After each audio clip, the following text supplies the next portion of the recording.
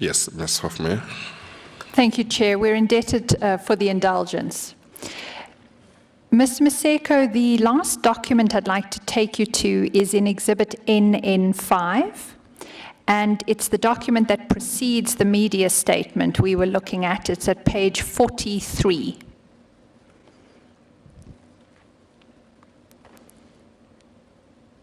I got it. Thank you. Just take a moment, if you will, to consider that document and indicate to us whether you have seen it before.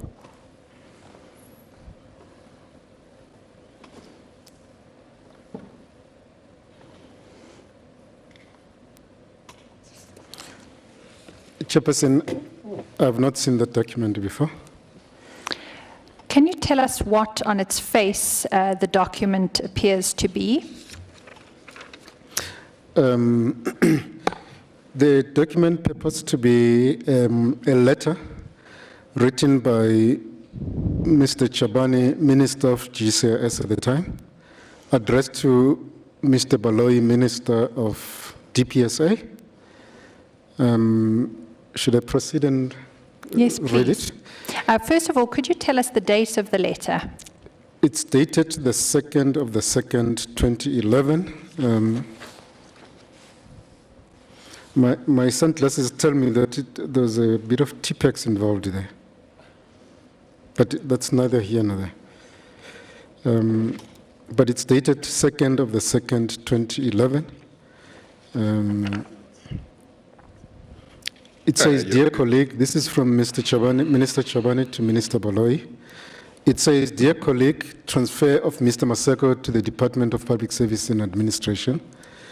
It reads as follows: I concur, subject to the President's approval, with the transfer of Mr. TJ Maseko, the Director General of GCIS, in terms of Section 12(3)A, to the post of Director General of the Department of Public Service and Administration, DPSA. The proposed effective date of the transfer, namely the date following the date that the President signs the President's minute, is also supported. Yours sincerely, Minister Chabane. Thank you, Mr. Maseko. I understand your evidence to be you had not seen this letter until today. Is that correct? Chair, I was not aware of its existence, and it's the first time I see the document. Thank you.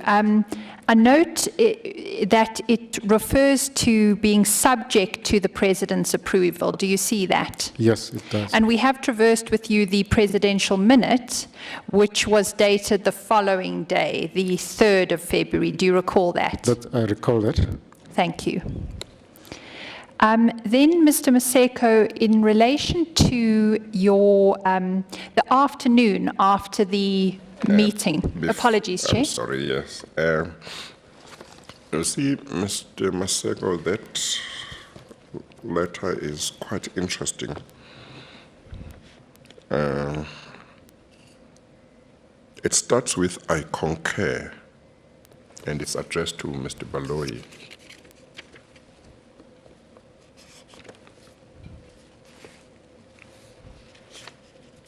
That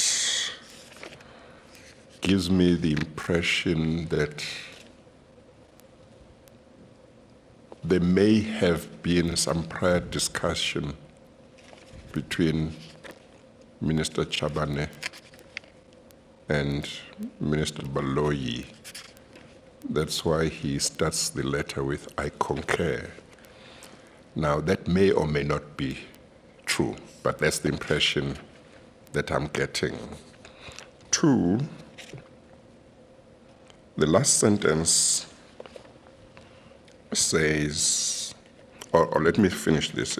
That first sentence says, I concur with the transfer of Mr. TJ Maseko, blah, blah, blah, blah, blah, blah.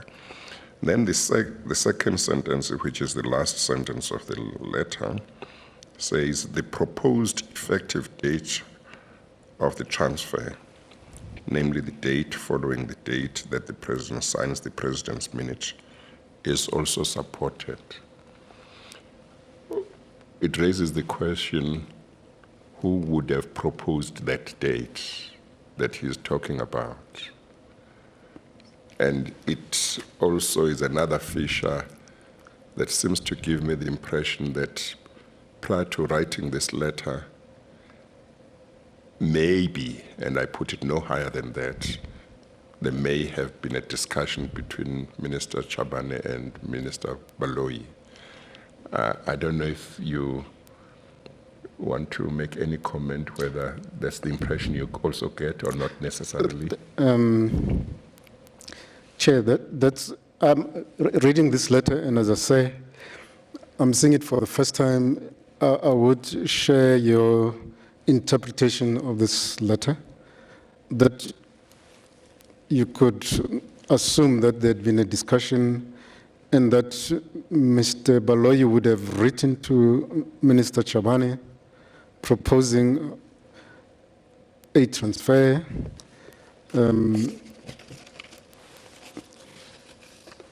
Transfer date. And a transfer date which would refer to the presidential minute which was signed the following day. But my interpretation of all of this is that because a decision had been made and they were trying to regularize or legalize the process. So signing letters to make sure that the transfer happens. So it was, in a sense, an attempt to make sure that the decision complies with what the law requires. That there needs to be agreement, there needs to be written correspondence, there needs to be consent. Yes. We don't know what time of the day on the 2nd of February the letter was written. If it was, it may have been written after the announcement. And after the media statement, maybe you might say the probabilities are that it was not, it could not have been written before the announcement to cabinet. So maybe realistically, you having been there, knowing what happened on that day, there was a cabinet meeting, at what stage you got to know that you're going to be transferred to DPSA. Maybe you are able to say the probabilities are that it could only have been written, or it was only written after the cabinet meeting, which would have been after the announcement to cabinet. Chair, is what I'm saying more or less what you are thinking as well? Yes. Or not really? that's correct, Chair. What triggered the events of the 2nd of February was the media leak to the leak to the media that I was fired from GCIS. And that, based on the sequence of events, that caught Minister Chabane by surprise. It caught Minister Baloyi by surprise. So the fact that an announcement had to be made at cabinet, so that, because Minister Chabane and I were aware that we were potentially facing a PR disaster for government, so we needed to manage this whole thing. So Minister had to make an announcement to cabinet so that when we speak, cabinet can't complain that, how did you know such a big story was happening, and yet there was a cabinet meeting and you didn't tell us about it. So that's why an announcement had to be made in cabinet. But the announcement could not be that I'm leaving GCIS. There has to be leaving GCIS to somewhere else, because if it was just leaving GCIS, it would have meant I was dismissed on that day, and that clearly would have been an unlawful act on the part of government. So they're trying to manage that situation. So to answer your question directly, Chairperson, my assertion would be that such a letter was generated after the cabinet meeting, after the cabinet statement, and the presidential minute was also done after the cabinet meeting, when in fact the law required that all of these things must happen the other way around. And your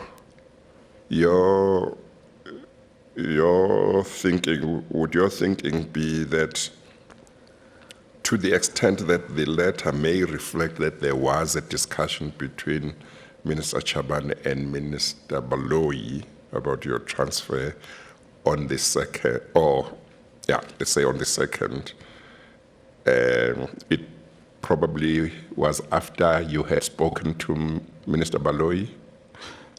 It's difficult It's very to difficult to say. because I was not privy to the conversations that Yes, yeah, took place between the two ministers. Yes. I can't even confirm whether those conversations Yes, did take yeah. place. All I'm certain of is that Yeah. when Minister Chabane spoke to me, he did not indicate that he was speaking to Minister Baloyi. Yes. When I spoke to Mr. Baloyi, he was not aware that an announcement or this decision was made. Yes. So it's difficult for me to confirm if there were Yes. conversations between the two of them. Yes. The reason why I was referring to these two features of this letter is simply Mr. Baloyi's version in his affidavit that he had interacted with Minister Chabane and with you. Of course, you have indicated your position that as far as your transfer from GCIS to TPSA is concerned, there was no discussion between yourself and Minister Baloyi prior to the announcement to Cabinet. But insofar as he may be saying he did have discussions with Minister Chabane, you don't know. All you know is that when you spoke to him, he was surprised that you were his new DG, and he said he had not been consulted. That's correct. Okay.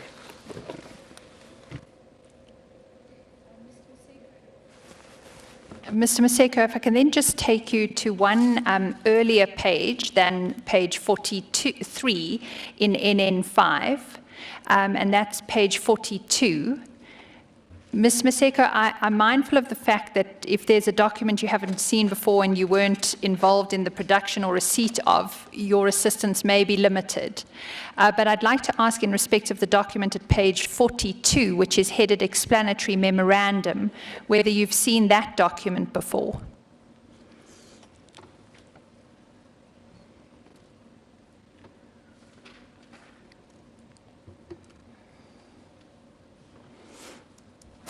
Chairman, I have not seen this document before. Your evidence previously was that you'd received no cabinet memorandum relating to the transfers prior to the meeting of 2 February 2011. Is that correct? Yes. Could this be the cabinet memorandum? This is In other not words, done in... would cabinet memoranda, such as the ones you were talking about, which would be received by ministers and yourself ahead of cabinet meetings, would they be like this? Does it look like, does it conform to how they would look like? This does not conform to any of the cabinet memoranda that I'm aware of, Chair. If somebody were to produce this to me, I wouldn't know what this document is. I can't explain it. Thank you, Chair. It is a matter that we intend to take up with Mr. Baloyi in due course in his evidence. Yes. Mr. Maseko, then in relation to my last question, subject to messages from my colleagues or indeed, Chair, further questions you may have. Mr. Maseko, that afternoon of the Cabinet meeting on the 2nd of February, did you receive any communication from Mr. Gupta? Chair, I did, at that time, I did have his number on my phone. Sorry, and just to be clear, which of the Gupta family members was that? The other one. It's Ajay Gupta. Thank you. Yeah. I saw the number, the call reflecting, but because of the state of mind I was in, I just ignored the call. Thank you. Chair, those are our questions. Okay, all right. Let's go back to the explanatory memorandum at page 42, Mr. Maseko. You have said that this memorandum doesn't look like the kind of memorandum that used to be given to ministers and yourself ahead of cabinet meetings. Are you able to tell me some of the features that such memoranda would have that make them different from this one? Would they be signed by a particular minister, for example? What else would they have? Would they have the letterheads of the department concerned or not? Maybe not letterheads. What features would you remember as some of the features that would be in such a memorandum? The cabinet memoranda is prescribed in government, so the logo is not a requirement. There will be a covering letter, obviously, but there will be introduction which explains the policy issue that's being discussed. It will have a background. It will outline the process that was followed. It has topics such as have all Or the way So it has a the format. memorandum would be structured there's a different from this one. it's way different from Way from this. different. So you'll have to indicate whether there's been What the sufficient purpose of the memo consultation. is, maybe? Yeah, purpose. Who have you consulted? Yes. Financial implications and all Yes. of those kinds of things. Yes. Having not seen this document before, my only reason could be that it is a memo that was prepared to the president, which may have been attached to the presidential minute, which gives because the president normally does not sign a one-page cabinet or presidential minute. There needs to be a note explaining what this is about, what seeks to achieve. But again, speculating. I don't know what this document is. Okay, no. Thank you very much. Thank you very much for having come back Chair, to... apologies. If I may just, there is a follow-up question. Oh, okay. Just arising from your question, because when we looked at Exhibit M2, which was the example of the Cabinet minute that I handed up from Minister Gordhan's evidence, we were looking at the small text under paragraph 5.3. And I asked for your comment earlier on the fact that there seem to be numbers applied to Cabinet memoranda, because this reads Cabinet Memorandum 5 of 2016. Chair, just as a follow-up to your question as to what are the normal features of Cabinet memoranda, would you expect to see an allocated number on a memo? It would have an allocated number. It will be signed by the minister stating the process that was followed. So without any shade of a doubt, Chairperson, that page that we've just looked at is not a cabinet memorandum, without a doubt. Okay, thank you. Thank you, Chair. Thank you very much, Mr. Maseko, for having come back to give evidence and clarify certain matters. You are excused. And if another need arises for us to ask you to come back, we will ask you. We hope that maybe it might not be necessary now that you have come back. I think it's the second or third time. But thank you very much. You are excused. Thank you, Chairperson. We are going to take the lunch adjournment. It's now about 28 minutes, 29 minutes past 1. We will resume at 2:30. We adjourn. Thank you, Chair.